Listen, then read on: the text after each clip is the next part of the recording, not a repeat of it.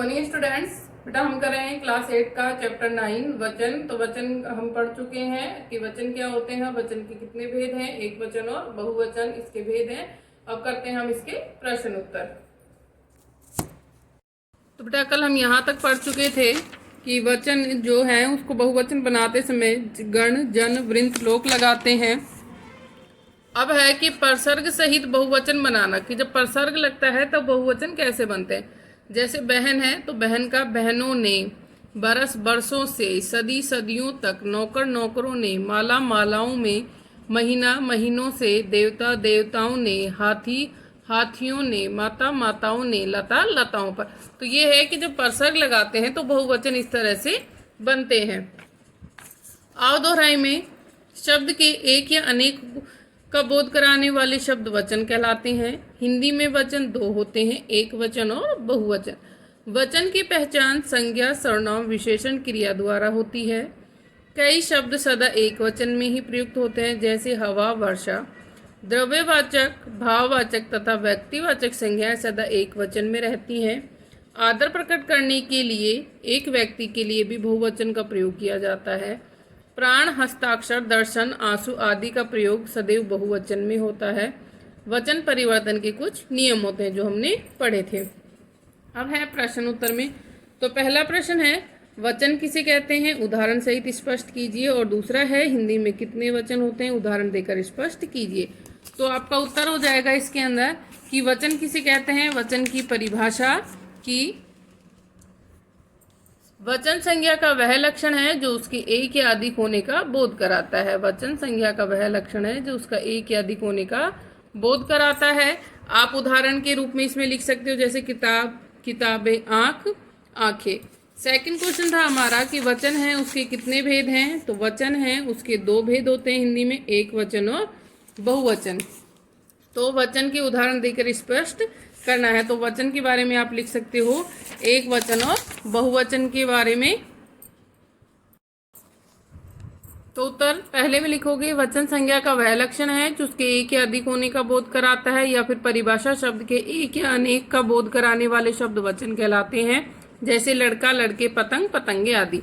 फिर दूसरा था हमारा कि वचन के कितने भेद हैं। तो उत्तर आएगा वचन के दो भेद होते हैं, हिंदी में वचन दो हैं, एक वचन और बहुवचन। उदाहरण हो गए इनका, एक वचन का जैसे चूहा और गधा, तो बहुवचन का चूहे, गधे। आगे है आपका प्रश्न 3।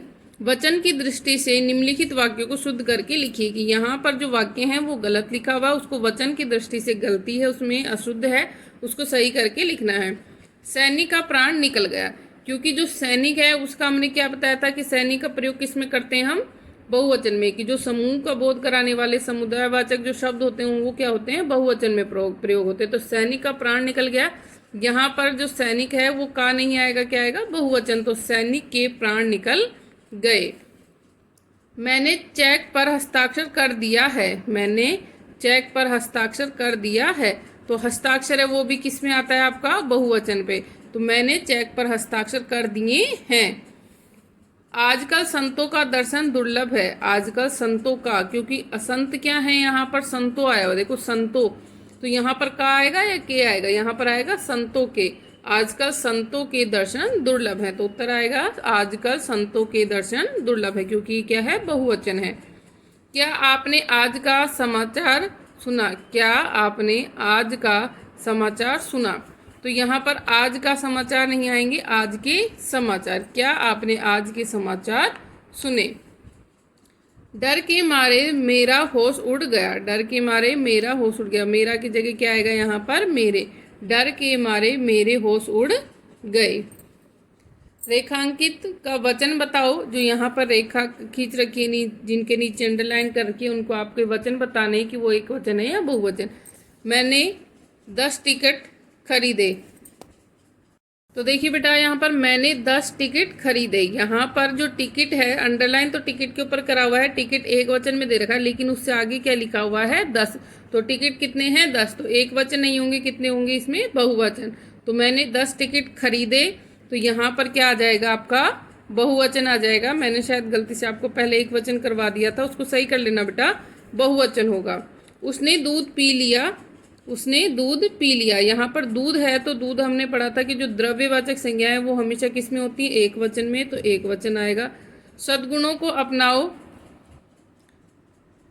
तो सद्गुणों आ रहा है बहुवचन। उषा सोने का कलश लेकर आई, कलश क्या है, एक ही है, एक वचन। बाबूजी आप कब आए, एक वचन, बाबूजी क्या आएगा, एक वचन में आएगा। आगे है निम्नलिखित वाक्यों को बहुवचन में लिखिए। जो वाक्य दे रखे हैं इनको हमें बहुवचन करके लिखना है। महिला ने पुस्तक खरीदी, महिला ने पुस्तक खरीदी तो क्या आएगा, महिलाओं ने पुस्तकें खरीदी, महिलाओं ने पुस्तकें खरीदी। पेड़ पर चिड़िया बैठी है, पेड़ पर चिड़िया बैठी हैं। मछली पानी में तैर रही है, मछलियां पानी में तैर रही हैं। क्योंकि जब बहुवचन होता है तो बेटा है के ऊपर बिंदी आती है, अनुस्वार लगता है। लड़की गुड़िया से खेलती है, लड़कियां गुड़िया से खेलती हैं। अब है वचन बनाओ। यहाँ पर आपको बहुवचन बनाने हैं, इनके जो एक वचन दे रखे हैं उनके बहुवचन बनाने हैं। चिट्ठी, चिट्ठियाँ। पत्र का बहुवचन पत्री होगा, लेकिन जब हम इसमें विभक्ति के साथ करते हैं तो पत्रों लिखते हैं, लेकिन वैसे पत्र का बहुवचन पत्री होगा। वस्तु, वस्तुएं। नेता, नेतागण। बकरी, बकरियां। लड्डू, लड्डू। दीवार, दीवारें। ऋतु, ऋतुएं। अब है एक वचन बनाने हैं। नदियां का एक वचन नदी, वधुएं, वधु। छात्राएं, छात्र। गरीबों, गरीब। संतरे, संतरा। पंखे, पंखा। अब है यहाँ पर निम्नलिखित शब्दों के वचन बदलकर वाक्य में प्रयोग कीजिए। तो यहाँ पर जो ये शब्द दे रखे हैं आपको, इनके वचन बदलने हैं और फिर आपको क्या करना है, इनका वाक्य में प्रयोग करना है।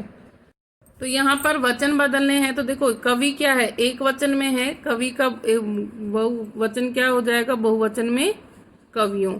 तो यहाँ पर क्या होगा, वैसे तो क्या आएगा इसमें, कविगण। बहुवचन में क्या आ जाएगा इसका, कविगण। लेकिन जब हम इसको वाक्य में प्रयोग करेंगे तो कवियों लिख सकते हैं, तो आप कवियों से वाक्य बनाएंगे। दूसरा है रास्ता, रास्ता का बहुवचन क्या हो गया, रास्ते। पुस्तक का बहुवचन, पुस्तकें बहुवचन में है तो एक वचन क्या हो गया इसका, पुस्तक।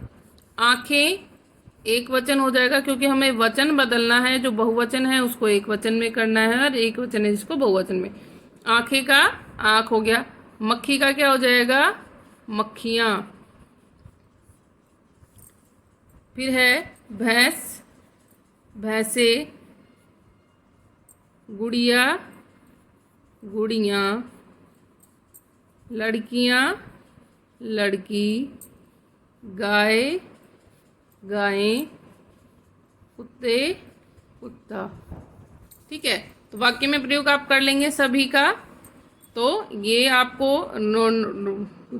फिर नोटबुक में या फिर आप बुक में जिसमें भी चाहें उसको कर सकते हैं। बाकी सभी आप एक्सरसाइज आपको नोट करनी है। Thank you.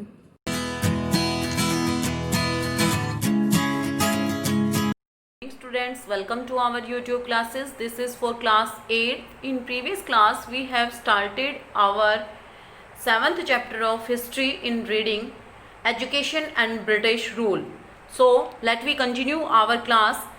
Dayanand Saraswati founded the Arya Samaj, which also instituted Dayanand Anglo-Vedic School and Colleges. कि दयानंद सरस्वती ने आर्य समाज की स्थापना की और उन्होंने इंस्टीट्यूट स्थापित किए, दयानंद एंग्लो वैदिक स्कूल और colleges. The Ramakrishna Mission was set up by Swami Vivekananda in 1896। और जो रामाकृष्ण मिशन है वो स्थापित किया गया स्वामी विवेकानंद के द्वारा 1896 में। The last two combined western science and Vedanta in their teaching. और उनकी शिक्षा में जो वेस्टर्न साइंस, पश्चिमी साइंस और वेदांता दोनों ही चीज़ें शामिल थी। Even among the Muslims worsening economic conditions led them to advocate western education. कि मुसलमानों की जो आर्थिक कंडीशन बिगड़ रही थी उसके कारण उन्हें भी वेस्टर्न एजुकेशन को स्वीकार करना पड़ा। This was more profound after the revolt of 1857। और ये 1857 के बाद ज़्यादा हो गया। The Mohammedan literary society was दस फाउंडेड इन कलकत्ता। कि मोहम्मदीन लिटरेरी सोसाइटी, शिक्षा समाज स्थापित किया गया कलकत्ता में, which tried to address the issue of education, जो एजुकेशन के इशू के बारे में मतलब कि को प्रेजेंट कर रहा था, एड्रेस कर रहा था, उसके बारे में जानकारी प्राप्त कर रहा था। Condition of Muslim women and their upliftment, और मुस्लिम औरतों के स्थिति के बारे में और उनके उत्थान के बारे में। अब है नेशनल एजुकेशन, राष्ट्रीय शिक्षा। The concept of national education as well as the national education movement are emerged in response to the repressive nature of the colonial administration, कि जैसे जैसे राष्ट्रीय शिक्षा की आई तो the concept of national education, कि नेशनल एजुकेशन का जो कंसेप्ट है वो नेशनल एजुकेशन मूवमेंट के साथ साथ दमनकारी होने के कारण, कि कॉलोनियल जो एडमिनिस्ट्रेशन था उनके दमन के कारण ये आया था। In 1906 Satish Chandra Mukherjee instituted the national council of education, और 1906 में सतीश चंद्र मुखर्जी ने national council of education NCE स्थापित की। The council imparted education in the vernacular language and also taught English, की जो काउंसिल थी वो स्थापित की गई थी वर्नाकुलर की। इसमें क्या था कि जो वर्नाकुलर लैंग्वेजेज हैं, जो क्षेत्रीय भाषाएं हैं, उनके अंदर शिक्षा थी, और ऑल्सो टॉट इंग्लिश, और इंग्लिश भी पढ़ानी थी उनमें। इस काउंसिल में क्या था कि जो क्षेत्रीय भाषाएं हैं उनके साथ अंग्रेजी शिक्षा भी पढ़ाना था। एंशियंट इंडियन हिस्ट्री, प्राचीन भारतीय जो इतिहास है, फिलोसफी, दर्शन शास्त्र, logic and law were also taught, ये भी पढ़ाए जाते थे। Many other institutions like the Kashi Vidyapeeth and Jamia Millia Islamia also came up during this period, और इस टाइम में बहुत सारे संस्थान आ गए थे, जैसे कि काशी विद्यापीठ है, जामिया मलिया इस्लामिया है। Next, Rabindranath Tagore started the विश्व भारती एट शांति निकेतन नियर कलकत्ता, कि जो रविंद्रनाथ टैगोर थे उन्होंने विश्व भारती एक संस्थान स्थापित किया शांति निकेतन में नियर कलकत्ता में। It was an educational institute which aimed at bringing about a close connection between learning and nature, और इस जो इस शैक्षिक संस्थान का मुख्य उद्देश्य क्या था कि जो शिक्षा है और जो प्रकृति है दोनों के बीच में connection banana. Creativity was emphasized and more important was given on performing art like music, dance and fine art, और इसके अंदर जो क्रिएटिविटी है, मतलब कि जो लोगों के अंदर जो किसी की जो क्षमता होती है, जैसे किसी को पेंटिंग करना अच्छा लगता है, किसी को म्यूज़िक सुनना अच्छा लगता है, किसी को सॉन्ग गाना अच्छा लगता है, किसी को डांस करना अच्छा लगता है, तो इसमें भी यही किया गया था कि मोर इम्पोर्टेंट किया गया था कि आर्ट्स को, जैसे कि म्यूज़िक है, डांस है, फाइन आर्ट है। Here classes were usually conducted outside instead of inside the classroom, और यहाँ पे क्लासरूम कहाँ पे ली जाती थी, मोस्टली बाहर ही ली जाती थी, क्लासरूम के अंदर लेने की बजाय। The teachers at Shantiniketan help the students to motivate themselves, और जो टीचर्स थे शांति निकेतन के वो स्टूडेंट्स को मोटिवेट करते थे। They also encourage the students, वो स्टूडेंट्स को एनकरेज भी करते थे टू बी मोर इनक्विजिटिव, कि वो ज़्यादा जिज्ञासु बने। Some famous students of the institution are Satyajit Ray, the renowned film maker, and Amartya Sen, the economist who was awarded the Nobel prize, कि इन इंस्टीट्यूट में पढ़े हुए जो छात्र हैं उनमें सत्यजीत राय है जो एक बहुत ही बड़े फिल्म मेकर हैं, और अमर्त्य सेन जो एक अर्थशास्त्री हैं जिनको अवार्ड मिला है Nobel prize. In 1951 Vishwa Bharati was given the status of a university, और 1951 में विश्व भारती को एक स्टेटस दिया गया यूनिवर्सिटी का। Next, Mahatma Gandhi, he formulated the concept of नई तालीम और बेसिक एजुकेशन फॉर ऑल। इन्होंने एक फॉर्मुलेट किया, इन्होंने बनाया एक नई तालीम नाम से, जिसका कंसेप्ट था नई तालीम और सभी के लिए basic education. He wanted the Indian students to remain in touch with their culture and heritage. ये चाहते थे कि इन जो भारतीय स्टूडेंट्स हैं वो अपनी संस्कृति और अपनी विरासत के टच में रहे. Subject like Indian history, philosophy, law were considered important. और ये क्या कहते थे कि सब्जेक्ट कौन कौन से इम्पोर्टेंट होने चाहिए कि भारतीय इतिहास, दर्शन शास्त्र, कानून, ये सारे इम्पोर्टेंट विषय होने चाहिए. He advocated for mental, spiritual and physical growth of the students. और ये वकालत करते थे, ये बढ़ावा देते थे छात्रों के मेंटल, मानसिक, आध्यात्मिक और शारीरिक विकास पे. More over handicrafts like spinning, weaving, pottery, etc. were to be taught as to maintain self-supporting schools. और वो क्या किस चीज़ को बढ़ावा देते थे? वो हस्तकला को भी बढ़ावा देते थे, हैंडीक्राफ्ट्स को भी बढ़ावा देते थे, जैसे कि कताई करना, बुनाई करना, मटके वगैरह बनाना. और मेंटेन सेल्फ सपोर्टिंग स्कूल्स. और वो खुद मतलब कि taught so as to maintain self supporting schools, कि ये जो स्कूल स्वयं से चलाए जा रहे थे उनके अंदर स्पिनिंग, वीविंग और पोट्री जैसी चीज़ें भी सिखाई जा रही थी. According to him, for the education to reach the masses the school should be economically independent. और अकॉर्डिंग टू हिम, इनके द्वारा, इनके अनुसार एजुकेशन क्या थी कि जहाँ लोगों की इकोनॉमिक इंडिपेंडेंस की आर्थिक समस्याएं होती है ना, इकोनॉमिकली इंडिपेंडेंट, कि जो व्यक्ति शुड बी, कि जो भी बच्चे शिक्षा प्राप्त कर, लोगों तक शिक्षा पहुंचाने के लिए इकोनॉमिकली इंडिपेंडेंट होना चाहिए. मतलब कि उनके पास ये नहीं होना चाहिए कि ये जो शिक्षा है वो आर्थिक लोगों के, जो लोग पैसे वाले होते हैं उन्हीं को नहीं मिलनी चाहिए. शिक्षा सभी को मिलनी चाहिए, चाहे उनके पास पैसे हो या नहीं हो. Thus they would be free of political influence. और इसीलिए वो राजनीतिक इन्फ्लुएंस से दूर थे. And the teachers would be able to use his her ideas in teaching. और जो टीचर्स हैं वो अपनी टीचिंग के अंदर इनके विचार शामिल करते हैं, क्योंकि गांधी जी जो थे वो पॉलिटिकल इन्फ्लुएंस से बिल्कुल दूर थे. वो चाहते थे कि सभी लोगों को शिक्षा मिले और पैसे शिक्षा के बीच में कोई बाधा उत्पन्न ना करे. बेसिक एजुकेशन तो कम से कम सभी स्टूडेंट्स को मिले. I hope students you understand the chapter very well. In today's class, we complete our 7th chapter of history in reading. In next class, we do the exercise and question answer of this chapter. Thank you. Have a nice day.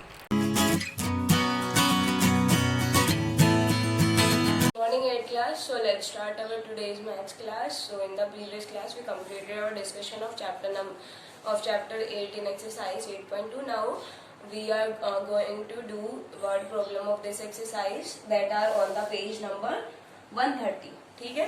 So first question जो है हमारे पास वो है the present age of mother of Sheena. Mother of Sheena की जो present age है is 5 times Sheena's present age. जिसके भी 5 times होता है उसको हम क्या मान लेते हैं? X मान लेते हैं. या किसके 5 times है? शीना के.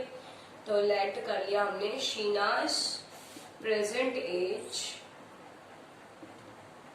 कितनी हो जाएगी? X years. तो उसकी मदर की कितनी हो गई? Mother's age will be equal to 5 times हो तो 5 मल्टीप्लाई x हो जाएगा. ठीक है. आगे क्या गिवन है? 5 years फ्रॉम नाउ, मतलब कि 5 साल बाद. ठीक है. Sheena's age will be 1/3 of her mother's age. 5 साल बाद दोनों की एज क्या हो जाएंगे? After 5 years. आफ्टर 5 years यहाँ क्या हो जाएगी? शीना की एज फर्स्ट ऑफ ऑल कितनी हो जाएगी? दोनों में ऐड करते हैं ना, x + 5. और यहाँ पे क्या हो जाएगा? उसकी मदर की क्या हो जाएगी? एज 5x और इसमें 5 ऐड कर देंगे. ठीक है. अब अकॉर्डिंग टू क्वेश्चन क्या गिवन है हमारे पास कि आफ्टर 5 years शीना की जो एज है वो अपनी 1/3 हो जाती है. किसके? अपनी माँ की एज के. मतलब कि शीना की जो एज है वो है x + 5, वो हो जाती है 1/3. किसके 1/3? 1/3 मतलब होता है 1/3 और 1/3 ऑफ 5x + 5. इसके 1/3 हो जाएगी. यहाँ देखो अब इसके नीचे हम ये लिख सकते हैं 1/3 को मल्टीप्लाई की जगह यहाँ क्या कर दिया हमने? यहाँ लिख. ठीक है. क्रॉस मल्टीप्लाई कर दो simply.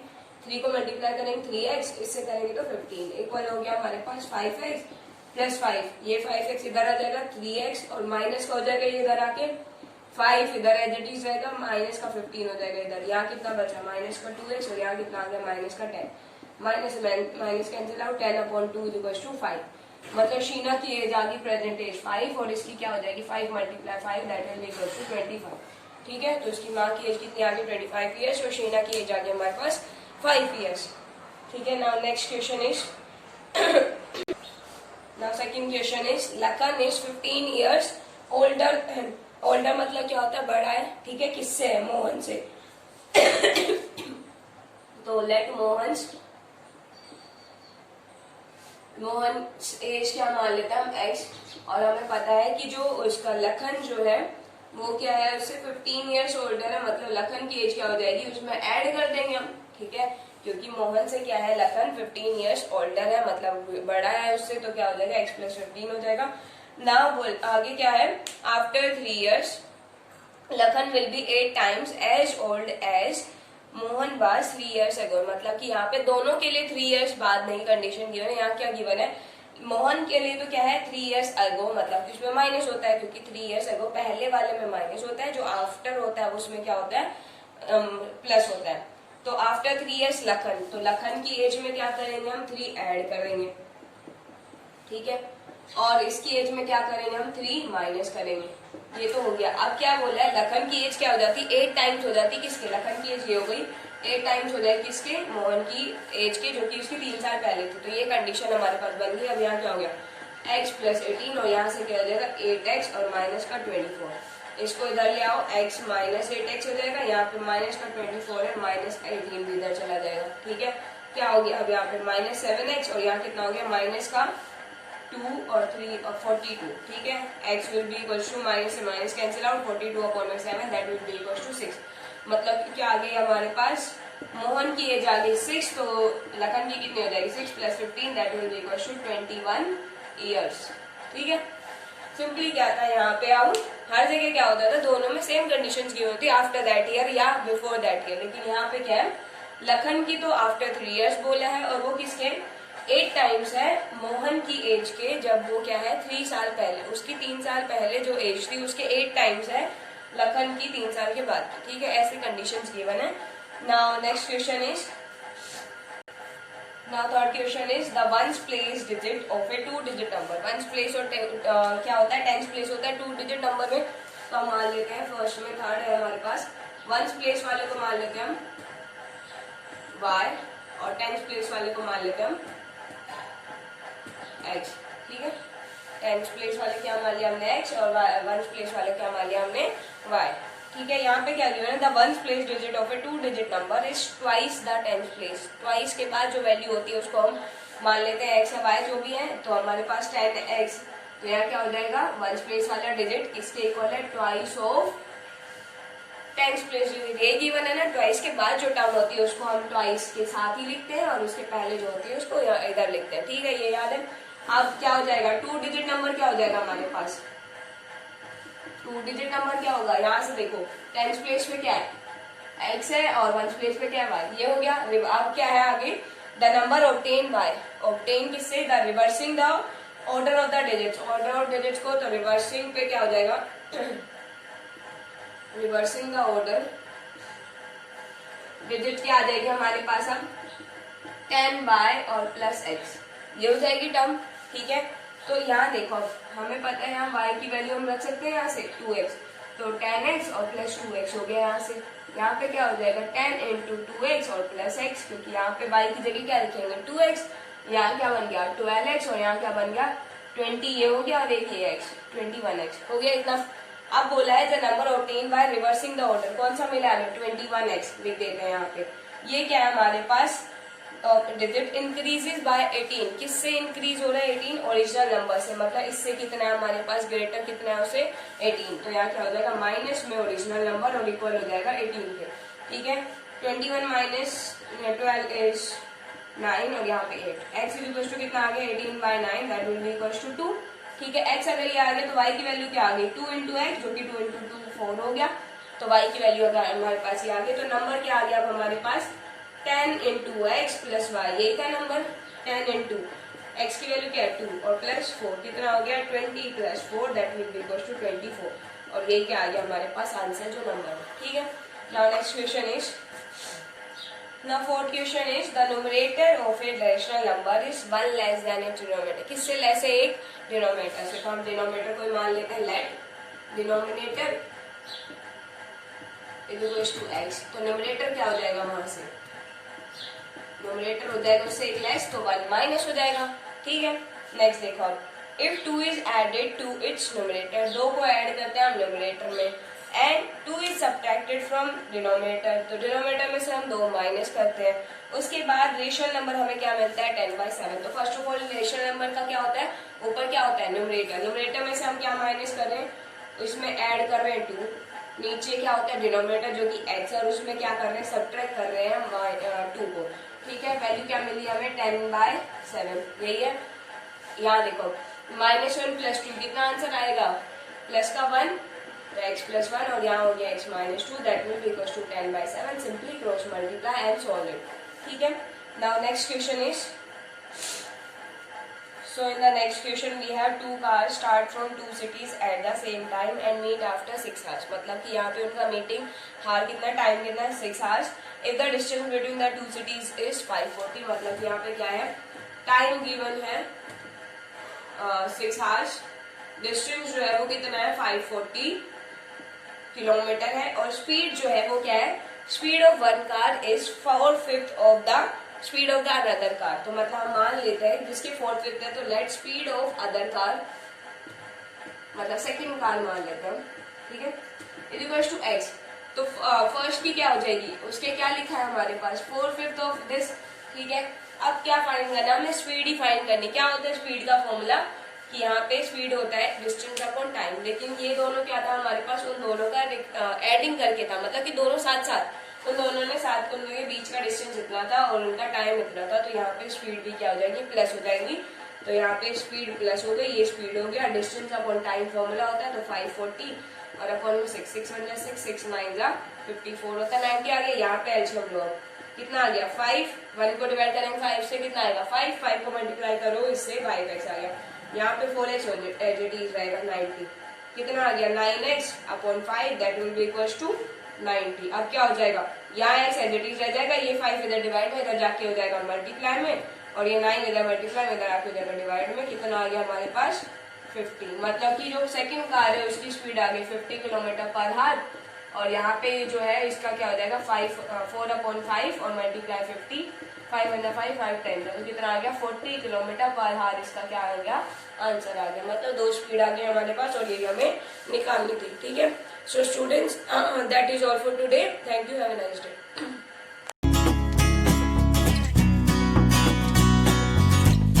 Students, this is for class 8. Students, in previous video we started with this topic adverb clauses, and we discussed about the functions of adverb clauses as you see here. Okay, now we will start with the book exercise on the basis of adverb clauses. Now let's start with it. On the next page we are having adverb clauses here, and we are having kinds also. Now let's start with it.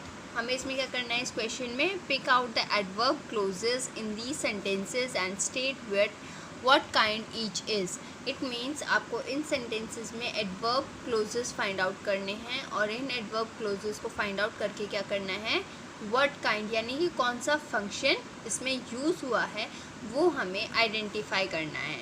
Okay students, even though he has become a celebrated filmmaker, he continues to be very polite and humble. This is the sentence, adverb clause का हमारे पास ये sentence है, इसमें हमें kind find out करना है. Now let's start. Here we are having a adverb clause is though he has become a celebrated filmmaker.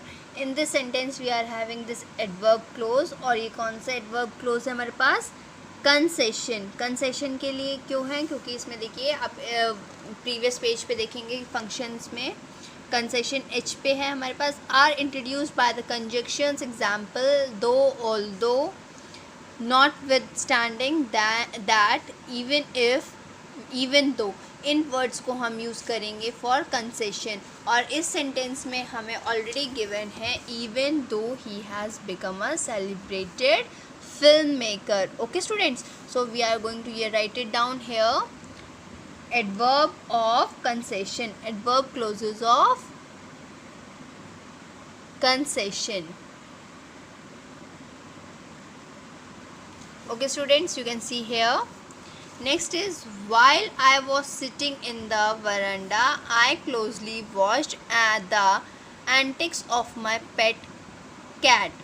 तो यहाँ पे हमने वर्ड कौन सा वो यूज़ किया है, while is, while यहाँ पे यूज़ हुआ है हमारे पास. while I was sitting in the veranda, ये adverb clause कौन सा है हमारे पास, adverb clause of contrast. आप फंक्शंस को चेक करेंगे तो उसमें भी यही है. मैं आपको यहाँ पे कॉन्ट्रास्ट लिख के शो कर रही हूँ, आप कंप्लीट लिख लेंगे. Adverb clauses of contrast. Okay, मैं सिर्फ यहाँ पे कॉन्ट्रास्ट लिख रही हूँ बेटा, इससे आप आइडेंटिफाई कर लेना. Okay. The girl worked diligently because she wish to finish the task. अब हमने यहाँ पे बिकॉज वर्ड यूज़ किया है, और बिकॉज वर्ड हमारे किसके साथ यूज़ होता है, कॉजेज़ और रीज़न के साथ. सो बिकॉज शी विजिटेड, यहाँ पे मैं लिख देती हूँ कॉजेज़, कॉज और reason. Okay. Next is, I have sent invitation to all our customers as you instructed me. अब यहाँ पे हमें क्या यूज़ किया है, एज, और एज हमारा किसके साथ यूज़ होता है, एज यू इंस्ट्रक्टेड. एज हमें कहाँ किसके साथ यूज़ करेंगे, कंपैरिजन. जब हम कंपैरिजन करते हैं तो हम यूज़ करते हैं as. Okay, so write it down here. I am writing here comparison. Okay students, I hope you understand all the questions what I am writing. Next is, you may play in my garden so long as you don't pluck the roses. As so long as you. अब यहाँ पे ये phrase close है हमारे पास, और ये कौन से काइंड ऑफ क्लोज है हमारे पास. आप एग्जाम्पल में सॉरी इस पर भी सर्च कर सकते हैं. Search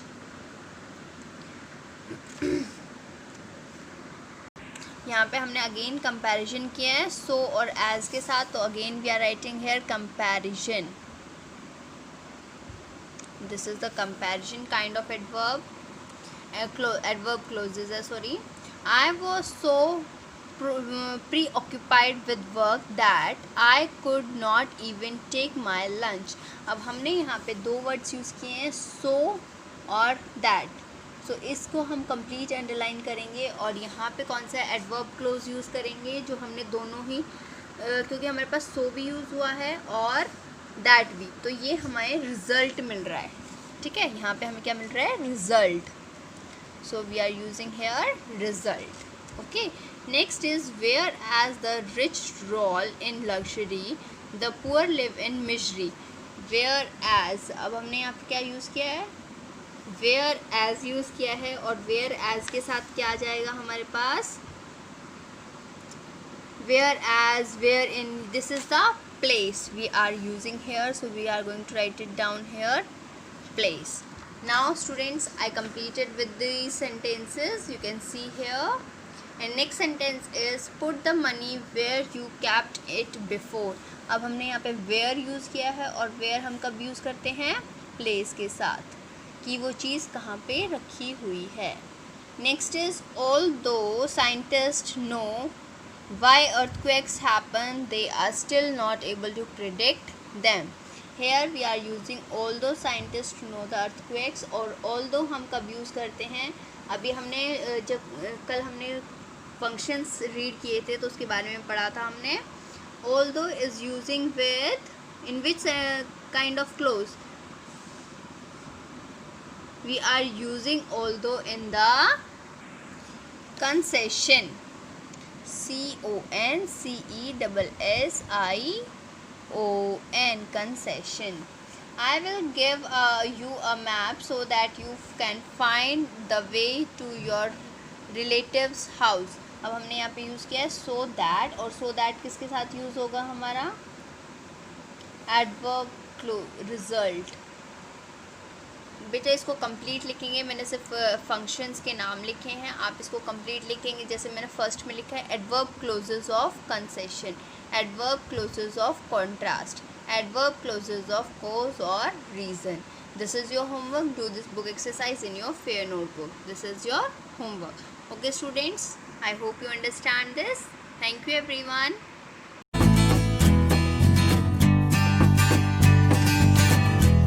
Good morning student, welcome to online class. This is Saroj from MLP International School Rajpura. So student, we have already completed up to chapter 8. Now today, not today but previously I have already started the chapter 9. So for class 8, let us continue. Let us start. So student, let us start. The king again observed fast and prayer for 3 days and then went to sit on the throne. अब जो है राजा जो है उसने क्या किया, दोबारा से ऑब्जर्व किया और व्रत रखे और भगवान से प्रार्थना की ताकि he will be able to sit on the throne. तो अपने आप को प्यूरिफाई किया और उसके बाद 3 डेज के बाद फिर वो जो है सिंहासन पर बैठने के लिए राजी हो गया. But this time another angel prevented him. और उसके बाद जो है इस बार जो है दूसरी और जो है एंजल्स थी उसने जो है सिंहासन को प्रिवेंट किया, बचाया और बोला, have you never wish to own the richest of other. कि क्या तुम्हें कभी ऐसा महसूस नहीं हुआ कि तुम सबसे ज़्यादा अमीर रहो दूसरों के बजाय. Again the king had no answer. और उसके इस प्रश्न पूछने के बाद राजा के पास दोबारा से कोई भी आंसर देने के लिए जवाब नहीं था. फॉर ही न्यू दैट, और वो ये जानता था कि he had done so on so many occasions.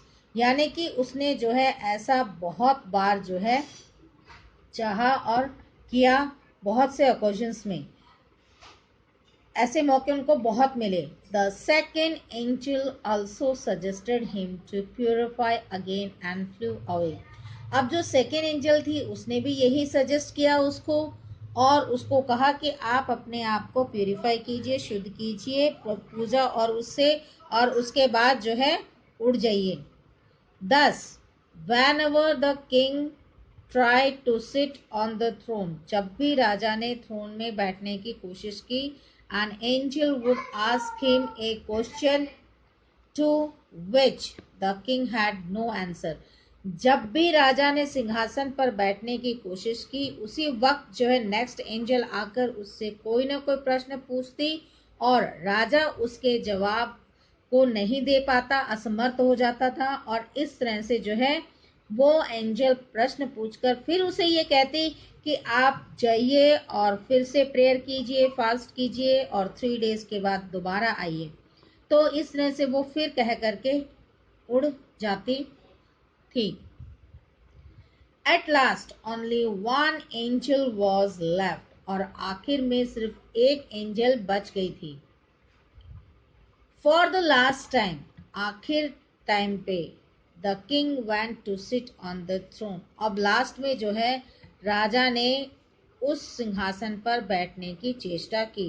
This time, इस समय, he was full of confidence. उसको अपने अंदर पूरा विश्वास और पूरा भरोसा था कि अब उसमें कोई कमी नहीं है और वो जो है अब जो है बैठने लायक हो चुका है. And he had purified himself completely.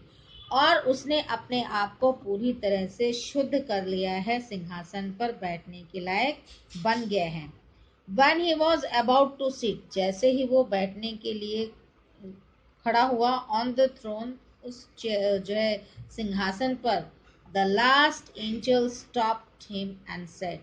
आखिर वाली जो एंजल थी उसने स्टॉप कहा और पूछा, ओ किंग, राजन, इफ यू रियली थिंक, अगर आप वास्तव में ये सोचते हैं कि that your heart is as pure as child, कि आपका दिल जो है बिल्कुल एक बच्चे की तरह निर्मल, शुद्ध और पवित्र है, then you are worthy to sit on the throne, तो आप इस जो है सिंहासन पर बैठने के काबिल हैं।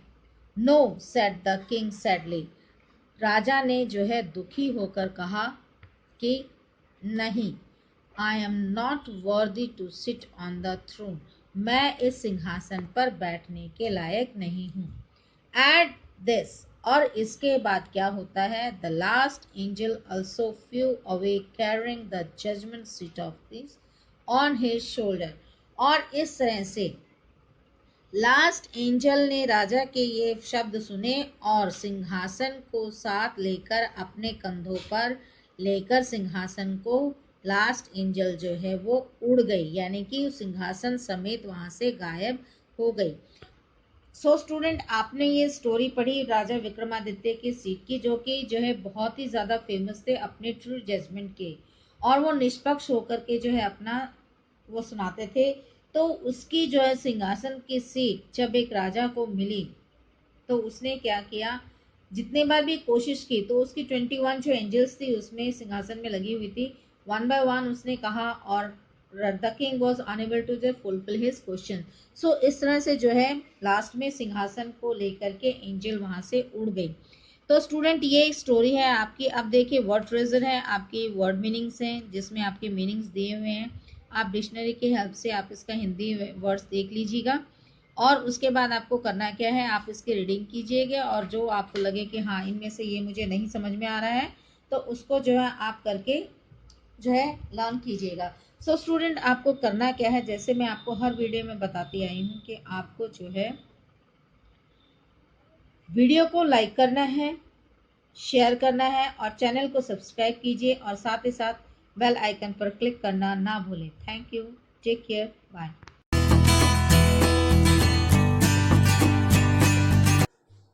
Student, today's session I Priyanka ma'am tell you about some conversation sentences that you have to use in your daily routine. So let's start. Student, today's daily use sentences are our first sentence is बहुत देर हो गई है. It's very late. Late का मतलब होता है किसी काम में देर हो जाना. Very का मतलब बहुत. आपको वर्ड्स के मीनिंग भी लर्न करने हैं. Now next one is अपने दांत साफ करो. Clean your teeth. Clean means साफ करना, teeth का मतलब दांत. और अगर सिंगल दांत होता है उसके लिए हम क्या यूज करते हैं, TOOTH टूथ. बट ये प्लूरल वर्ड है, मीन्स बहुत सारे दांतों के बारे में बात कर रहे थे, TEETH. योर मीन्स अपने या तुम्हारे मीन्स, ठीक है.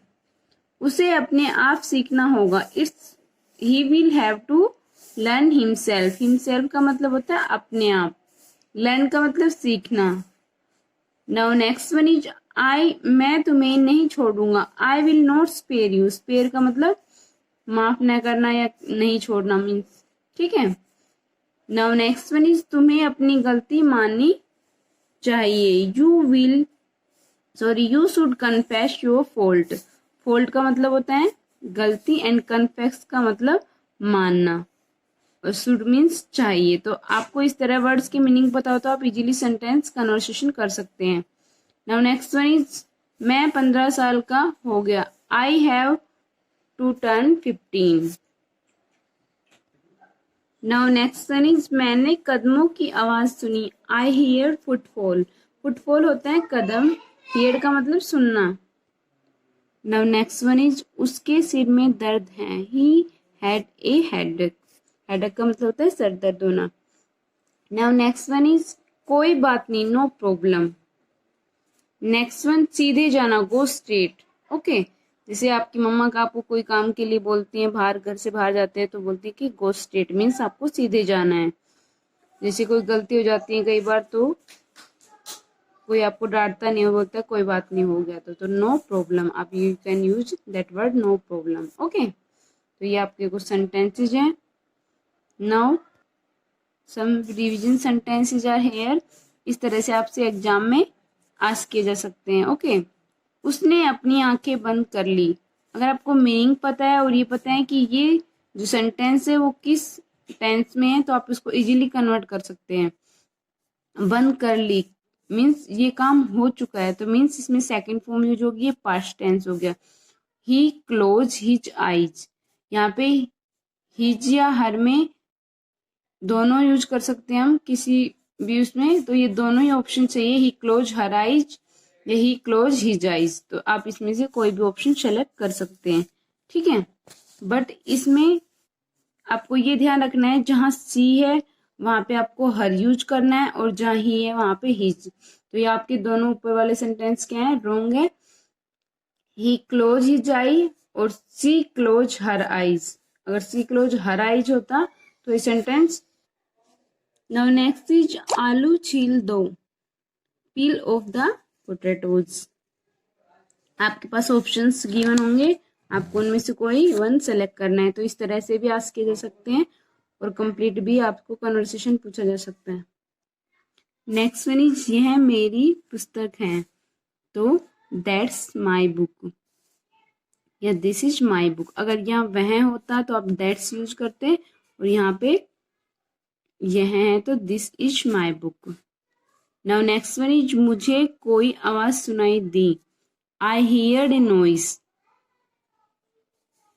इसमें लिसन भी यूज है और नॉइस भी, साउंड भी यूज है, तो आपको आवाज के लिए ये यूज करना है, आई हियर्ड ए नॉइस। ठीक है, हम जल्दी में हैं, वी आर इन हरी। जैसे कहते हैं ना कि हरी अप, जल्दी करो, तो इस तरह ये सेंटेंस ऐसे कन्वर्ट होगा, we are in hurry. Okay, तो स्टूडेंट ये कुछ सेंटेंसेस है जो आपको लर्न करने हैं एग्जाम के लिए और अपने डेली रूटीन में यूज करने। Okay,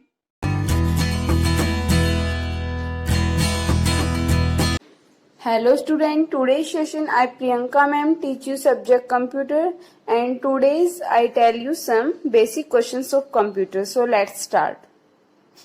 Student, today's question are, in previous video I completed question number 41, that is the presentation of any topic.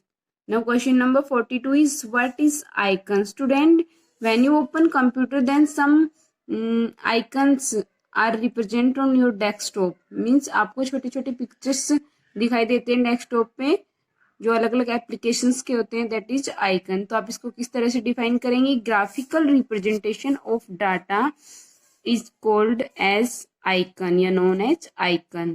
For example, आपके पास जब आप MS वर्ड एक्सेल कोई भी ओपन करते हैं विंडो, तो उसमें आपको शॉर्टकट्स गिवन होते हैं, इस तरह के आइकन में U बना होता है, B बना होता है और इस तरह सीजर बनी होती हैं। तो ये किस चीज का इंडिकेट करते हैं, U means underline, B means bold and scissor mean cut. कोई भी आप मैटर आपको सेलेक्ट करके कट करना है तो आप उसको इजीली डायरेक्ट कट कर सकते हैं। Okay, now next one is what is control panel, is set of utility programs that control the entire computer system. इसमें बहुत सारे प्रोग्राम्स होते हैं हमारे कंप्यूटर सिस्टम में, तो जिस तरह से हमारे जो बॉडी को कंट्रोल करता है माइंड, इसी तरह कंप्यूटर सिस्टम में भी CPU का जो ब्रेन होता है, CPU as a computer brain होता है, तो CPU की जो कंट्रोलिंग पावर होती है वो जो हमारी विंडो होती है उसमें कंट्रोल पैनल नाम का एक प्रोग्राम होता है, वो कंट्रोल करने में हेल्प करता है। तो a set of utility programs that control the entire computer system. Now next one is what is status bar.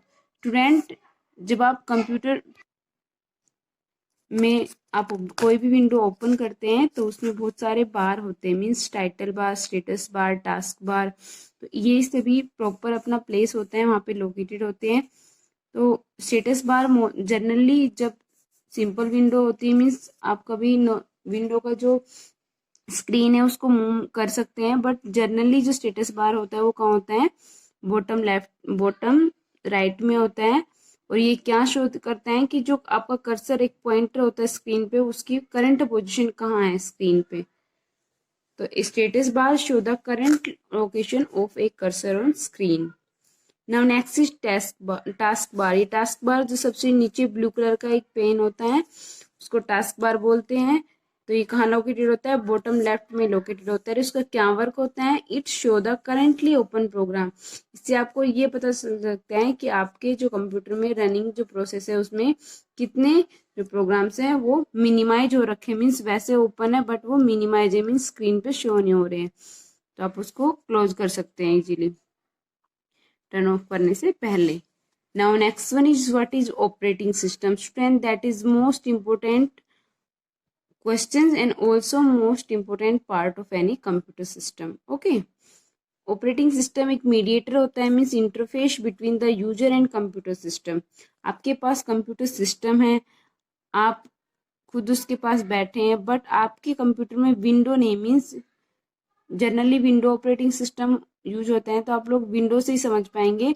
Window एक ऑपरेटिंग सिस्टम है, तो अगर आपके कंप्यूटर में विंडो नहीं है तो आप उस कंप्यूटर पे वर्क नहीं कर सकते, that is useless for you. Okay, तो ऑपरेटिंग सिस्टम सबसे मेन पार्ट होता है, ये मैनेज करता है all functioning of computer system and without operating system एक कंप्यूटर कांट वर्क, मीन्स एक कंप्यूटर वर्क नहीं कर सकता। Okay, now next one is आपको एग्जाम्पल बताने हैं जो ऑपरेटिंग सिस्टम्स हैं उनके, MS DOS, Windows, Unix, Linux. Student, Linux, Unix ये जनरली ऑफिशियल कंपनीज वगैरह में यूज होते थे अर्लियर टाइम में। Today's time most user friendly जो ऑपरेटिंग सिस्टम है वो है विंडोज ऑपरेटिंग सिस्टम। इसके बहुत सारे वर्जन्स हैं और टाइम टू टाइम चेंज होते रहते हैं, जैसे window XP, window 8, window 10, okay, window 7, window 3। इसमें जो most means easily user friendly जो मॉडल है वो कौन सा है, विंडोज 7, जिसपे कोई भी जल्दी से वर्क कर सकता है। विंडो 8 और 10 को थोड़ा समझने में टाइम लगता है। ओके, बट इसकी इनकी फंक्शनिंग होती है वो बहुत ही ज़्यादा होती है। Now next one is which company developed Windows operating system. तो किस कंपनी ने डेवलप किया था, माइक्रोसॉफ्ट। स्टूडेंट, एक माइक्रोसॉफ्ट जो कंपनी है वो टॉप मोस्ट जो IT कंपनीज है उसमें आती है Microsoft. Okay, now next one is where is title bar located on the screen. Student, जो जब आप विंडो ओपन करते हैं तो आप उसमें चेक करते हैं कि इस फाइल का क्या नेम है। उस फाइल का नेम सबसे ऊपर कॉर्नर में सेंटर में राइट होता है, तो दैट इज टाइटल बार। और इसकी डेफिनेशन राइट करनी हो तो the bar that describe the currently open file name, means जो फाइल आपकी ओपन है उसका नेम शो करता है, उसको बोलते हैं title bar. Red top of the screen पे जो है लोकेटेड होता है। Now next one is how many buttons on mouse. Student, मैंने आपको प्रीवियस वीडियो में माउस के बारे में बताया था बट उसमें एक्सप्लेनेशन नहीं दी, तो here I discuss about mouse button. Left, right and scroll button. Left button है होता है वो किस लिए होता है, कोई भी करंटली ओपन कोई भी प्रोग्राम ओपन करने के लिए। राइट क्लिक होता है कोई भी चेंजमेंट करने के लिए उस प्रोग्राम में। ओके, एंड स्क्रॉल बटन क्या होता है, स्क्रॉल बटन जो भी आपका फोल्डर है, फाइल है, ओपन है, उसमें जो भी डाटा है उसको ऊपर नीचे करने के लिए, मीन्स जो हमारा कर्सर है उसकी स्क्रॉलिंग के लिए जो बटन यूज होता है स्क्रॉल बटन। तो स्टूडेंट, ये आपके क्वेश्चन 50 तक कंप्लीट हो चुके हैं, आपको अच्छे से एग्जाम के लिए इनको लर्न करना है। Okay, thank you, have a nice day. A very delightful morning to all my dear student of class 8th. This is Vinita ma'am, your science teacher, welcoming to all on our YouTube channel of online classes. So student, as you know that we are doing the revision work of our syllabus for the examination preparation. So to continue that, we are going to discuss chapter 11, that is the force and pressure. So let's get started its content. Student, we are going to discuss the revision part 1 of this chapter, which include the word bank and few roundups that include the summary of this chapter. And you know that when we are discussing the word bank of this chapter, it means that you must know about all the word bank that are in this chapter. It create a understanding in you to get to know about that chapter, what include in it. Okay, so first one is force, a push or pull that causes some kind of movement in an object. Force क्या होता है? एक push और पुल होता है जो कि एक पर्टिकुलर मूवमेंट में, मतलब आप एक ऑब्जेक्ट के मूवमेंट में जो पुश और पुल क्रिएट होता है उसका कारण होता है, मतलब that force is the cause. Force अगर नहीं अप्लाई किया जाएगा तो कोई भी ऑब्जेक्ट जो है वो मूव नहीं कर पाएगा. Okay, the next is resultant force, the net force acting on an object. एक जो फोर्स पर्टिकुलर अप्लाई किया जाता है किसी भी ऑब्जेक्ट को के मूवमेंट में, उस टाइम पे जो नेट फोर्स अप्लाई किया गया होता है दैट इज ना रिजल्टेंट फोर्स, उसे हम रिजल्टेंट फोर्स बोलते हैं. The contact force, a force between two object that are in physical contact with each other directly और इनडायरेक्टली. जो एक फोर्स दो ऑब्जेक्ट के बीच में अप्लाई किया जाता है when the object in physical contact, जब वो ऑब्जेक्ट फिजिकल कॉन्टेक्ट में होते हैं या तो डायरेक्टली और इनडायरेक्टली, तो that force is known as the contact force. Okay, उसे हम कॉन्टेक्ट फोर्स बोलते हैं. So next is non contact force, force that do not need physical contact with the object on which they are acting. तो non contact force होता है वो force जो physical contact की रिक्वायरमेंट नहीं होती उसे, क्योंकि बिकॉज जो ऑब्जेक्ट होता है वो एक दूसरे के ऊपर जो एक्ट कर रहे होते हैं उस टाइम पे जो फोर्स उसके ऊपर एक्ट कर रहा होता है उसको फिजिकल कॉन्टेक्ट की नीड नहीं है, वो डायरेक्टली और इनडायरेक्टली की मतलब दूसरे कॉन्टेक्ट में आने की नीड नहीं होती है. So that is known as the non contact force. Next है आपका pressure, a measure of the effectiveness of a force. Pressure को हम क्या बोलते हैं? Pressure it is a measurement. किसी भी फोर्स, किसी भी ऑब्जेक्ट के ऊपर जो फोर्स अप्लाई किया गया है वो कितना इफेक्टिव था, मीन्स जो हमने फोर्स अप्लाई किया भी है वो टोटल उस पर अप्लाई हुआ है या नहीं. To measure that it is the pressure, उसको मेजर करना ही प्रेशर कहलाता है. Barometer, a device use for measuring the atmospheric pressure. Barometer जो है वो एक डिवाइस होता है जिसको यूज करके हम एटमोस्फेरिक प्रेशर को मेजर करते हैं, बिकॉज एटमोस्फेयर में भी कुछ प्रेशर क्रिएट होते हैं. आपने देखा होगा समटाइम्स क्या होता है कि कोई आप ग्लास को उल्टा करके रख देते हो खाली होने के बाद भी उस ग्लास के अंदर, तो उस तरीके के जो एटमोस्फेरिक प्रेशर होते हैं उनको मेजर करने के लिए और भी बहुत डिफरेंट तरह का एटमोस्फेरिक प्रेशर होता है.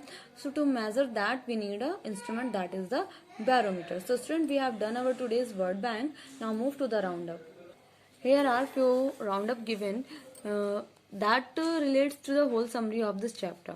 A force is defined as a push or pull that causes some movement in an object. किसी भी ऑब्जेक्ट के मूवमेंट में जो फोर्स अप्लाई किया जा रहा है, जो पुश और पुल क्रिएट हो रहा है उस फोर्स की वजह से, तो that is the force.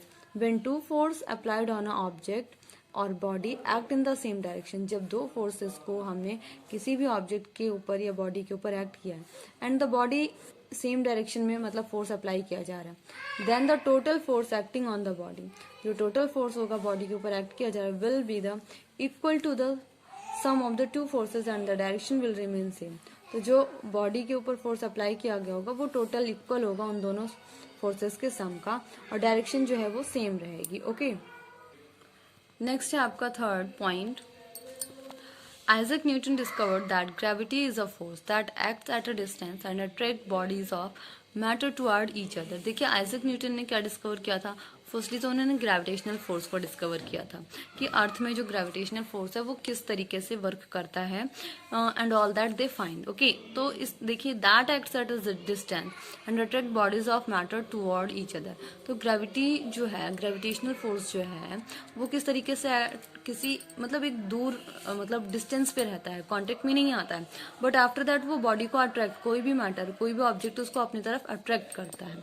Okay, so that is the gravitational force. Next है आपका electrostatic force is another kind of force which can push or pull tiny object. Electrostatic force भी देखिए क्या है, एक तरीके का फोर्स होता है जो कि किसी भी ऑब्जेक्ट को अपनी तरफ पुल कर सकता है और पुश कर सकता है. छोटे छोटे ऑब्जेक्ट्स की बात कर रहे हैं, I am not talking about the heavier ones, I am talking the just, इसका एग्जाम्पल आप ले सकते हैं जो आप कॉम करते हैं अपने बालों में, सो उस कॉम में फ्यू सेकेंड्स के लिए, कुछ टाइम के लिए इलेक्ट्रोस्टैटिक फोर्स क्रिएट होता है, तो टीनी टीनी पेपर्स जो हम रखते हैं तो उसको अट्रैक्ट कर लेता है. So like that. Okay, the SI unit of force is Newton.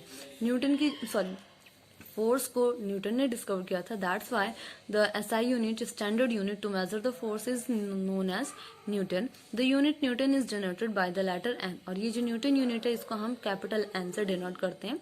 Okay. The pressure is force per unit area applied to an object in a direction perpendicular to the surface. देखिए pressure क्या होता है. Pressure जो है first of all तो ये एक force होता है एक पर्टिकुलर एरिया में जो ऑब्जेक्ट के ऊपर मूव करने के लिए डायरेक्शन में, कोई भी ऑब्जेक्ट है मूव कर रहा है तो एक डायरेक्शन में मूव करेगा, तो उस डायरेक्शन में अगर वो ऑब्जेक्ट कोई भी ऑब्जेक्ट डायरेक्शन में मूव कर रहा है perpendicular to the surface, surface से टच होकर के, ठीक है, तो उस पर्टिकुलर एरिया में जो मूव किया गया है प्रेशर ऑब्जेक्ट को, तो उसको मेजर करने के लिए उस फोर्स जो फोर्स अप्लाइड है उस फोर्स को हम प्रेशर में मेजर करते हैं. Earth is surrounded by air, जो अर्थ है हमारी एयर से सराउंडेड है, and this covering of air is known as the atmosphere. और आपको पता है कि जो पूरा एटमॉस्फेयर सराउंड मतलब एयर जो है पूरी एक लेयर बनी हुई है उसे हम एटमॉस्फेयर बोलते हैं. नेक्स्ट है आपका the force exerted by the atmosphere on unit area is atmospheric pressure. और फोर्स जो एक एटमॉस्फेयर पे एक्सर्ट किया जा रहा है पर्टिकुलर एरिया के बारे में, जैसे मैंने अभी आपको बताया, सो लाइक दैट उस टाइप